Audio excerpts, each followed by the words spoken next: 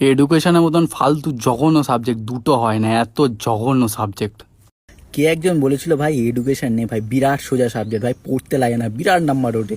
নেওয়ার পর বুঝতে পারছি না এডুকেশন না কি ভাই। এডুকেশন পড়তে পড়তে মাঝে মধ্যে ইতিহাস পড়ছি, মাঝে মধ্যে বিজ্ঞানে চলে যাচ্ছি, আবার মাঝে মধ্যে সে পুরোনো যুগে সে মানে কে কি করে গেছে সেই সব। ভাই কি এডুকেশন, কি যা ঝাঁটের একটা সাবজেক্ট ভাই। হ্যাঁ আমি জানি আমি বিছানাটা ভালোই করি, এবার একসাথে বিছানাটাকে ঘাঁটার মতন একটা মানুষ লাগবে, বয়স তো হচ্ছে আস্তে আস্তে।